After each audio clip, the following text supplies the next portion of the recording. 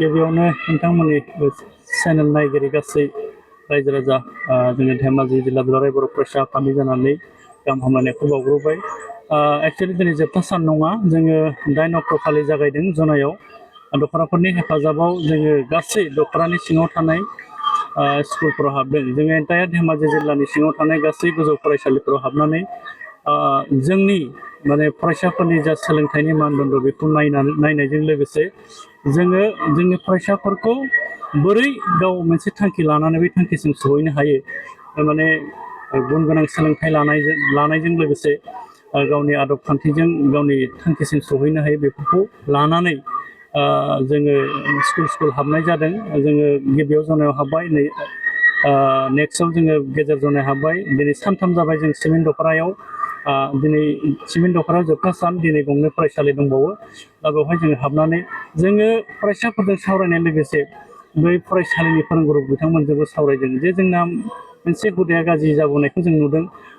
माखासे फरायसालिफोराव बे नकल खालामनाय बा लाखुमाना लिरनाय बे मोनसे हुदाखौ जोङो जोंनि फरायसालिनिफ्राय जों फोजोबस्रांनो लुबैदों। जेरै टबाक' फ्रि जन, थिग बेफोरबादि नकल फ्रि फरायसालि गायसननाय थांखिजों जोङो धेमाजि जिल्लानि माने गासै फरायसालिफोराव हाबनानै जोङो सांग्रांथि मेल लाबाय थानाय जादों आरो। नंगौ, सरासनस्रा जोंबो खोनाबाय थादों बा नुबायबो थादों, जोंनि धेमाजि जिल्लायावबो बर' लाइमोनफ्रा बे मोनसे निसा बा फेग्रा मुवा लानायथिं जोंबो थांनायखौ नुबाय थादों। बेवहाय जोङो बिदि एवारनेस प्रग्राम लाबाय थानाय जादोंब्लाबो माने जोंनि लाइमोनफोरा बै फारसे थांबाय थानायखौ जों नुनो मोनदों। दा बेवहाय जोङो जिल्ला फरायसा आफाद हिसाबै बेखौनो बुंनो लुबैगोन जे जोंनि लाइमोनफ्रा इन'सेन्ट जायो। जोंनि लाइमोनफोरखौ जों माखासे खाबु होनो हायियाव बा जोंनि लाइमोनफोरखौ जों बेस्थ' खालामना लाखिनो हायियाव हयथ' माखासे लाइमोनफ्रा बे गाज्रि लामाथिं थांनायखौ जों नुनो मोनदों। दा बेनिखायनो जोङो फरायसालियाव हाबनानैनो जायफ्रा फरायबाय थादों बा जायफ्रा फरायाखै बे लाइमोनफोरखौ लोगो हमनानै जेरै गेलेनाय, हारिमु बिथिङाव बा बायदिसिना बिथिङाव, आबाद बिथिङावनो जा, माखासे बिथिङाव जों जुदि जोंनि फरायसाफोरखौ बेस्थ' खालामना लाखिनो हायोब्ला हयथ' जोङो नैबे मोनसे जेंना, बे गिदिर जेंना, नैबे जेंनानिफ्राय जोङो मेक्सिमाम जोङो जोंनि माने लाइमोनफोरखौ जोङो होबथाना लाखिनो हागोन होननानै सानदों। आरो बेनि थाखाय जोङो जिल्लायाव थानाय दख'राफोरखौ जों फोरमायदों आरो दख'राफोरा बिनि सायाव हाबाफारि लाबाय थानाय जादों। सिगांनिफ्राय हयथ' एसे खम जानायखौ जों नोजोर होनो मोनदों आरो। नंगौ, आङो मोननै टार्मस जाबाय धेमाजि जिल्ला दुलाराय बर' फरायसा आफाद सोलोंथाइ बिफानाव थानानै खामानि मावनाया।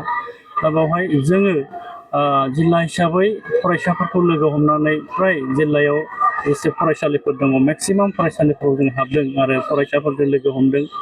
बेवहाय न' डाउट जोंना रिजाल्टआ गाज्रि जाबोबाय थादों। 23-24आव जोंना 116मोन फार्स्ट डिभिजना, बेनि उनाव 24-25आव थोंजों खोख्लैनानै जोंना 85ल' जाहैदों फार्स्ट डिभिजननि हारा।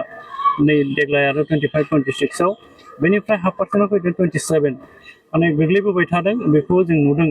नाथाय जों बेवहायबो गोजोननाय दङ जे माने जायफोरो माने माखासे कपि कालसारजों फार्स्ट डिभिजन मोनलांदोंमोनबाबो देग्लाय एसे स्ट्रिक्ट जानायाव जोङो मोनथिनो मोनदों बा जोंबो माने हमदांनो हादों, माने क्वालिटि गोनां फरायसाफोरासो देग्लाय मोजां रिजाल्टखौ खालामनो हादों।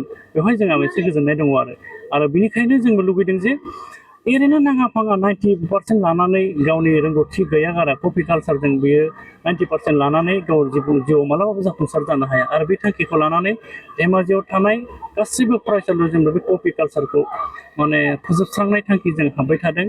आरो फैबाय थानाय नैबे नेक्स्ट इयारावबो हयथ' मेट्रिकनि रिजाल्टआ एसे गोलैबावगोन, खिन्थु जायफोरा क्वालिटि दङ बेफोर ओंखारबोगोन।